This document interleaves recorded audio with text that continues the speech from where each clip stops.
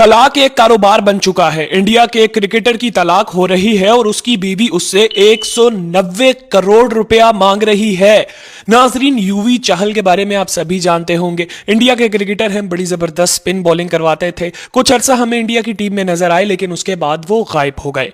नाजरीन, अब ये खबरें उनके मुतालिक सोशल मीडिया पर गर्दिश कर रही हैं कि उनकी अपनी वाइफ के साथ डाइवोर्स हो रही है और बहुत से लोग ये बोल रहे हैं कि डाइवोर्स हो चुकी है।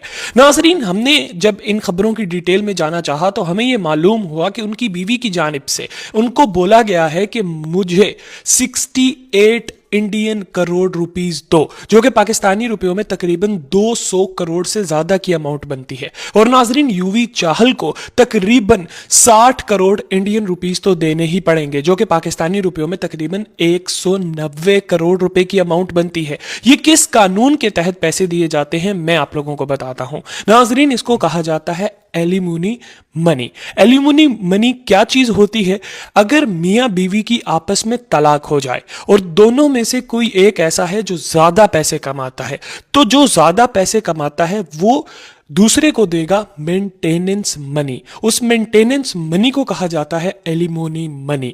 नाजरीन, इसमें होता क्या है? इसमें देखा जाता है कि जो बंदा स्ट्रांग है, मतलब बीवी स्ट्रांग है या हस्बैंड स्ट्रांग है, अगर हस्बैंड स्ट्रांग है तो वो कितना स्ट्रांग है, कितना पैसा कमाता है। इसके अलावा देखा जाता है कि शादी को कितना अरसा हुआ था। बहुत सी चीजें देखी जाती हैं और उसके बाद फैसला किया जाता है कि कितना पैसा दिया जाएगा।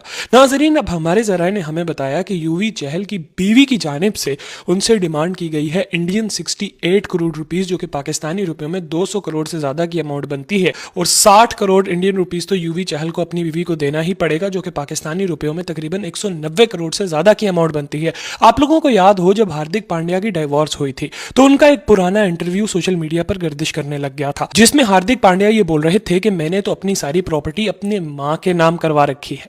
अब आप लोग समझे, अगर युवी चहल ने भी अपनी सारी प्रॉपर्टी अपनी मां के नाम करवाई होती, अपने भाइयों के नाम करवाई होती, तो युवी चहल को पैसे ना देने पड़ते, क्योंकि युवी चहल अदालत में जाकर बोल देते कि मैं तो गरीब हूं, मेरे पास तो पैसे ही नहीं है, सारी प्रॉपर्टी मेरी मां के पास है और मेरी मां तो प्रॉपर्टी देती नहीं है, तो युवी चहल को पैसे ना देना पड़ते। नाजरीन, शादी बड़ी एहतियात से करनी चाहिए, क्योंकि लड़कियां बड़ी तेज हो गई हैं आजकल की। आप लोग इसके ऊपर क्या राय रखते हैं, जरूर कमेंट सेक्शन में अपनी कीमती राय का इज़हार कीजिएगा। इसके साथ ही मुझे दीजिए इजाजत। अल्लाह हाफिज।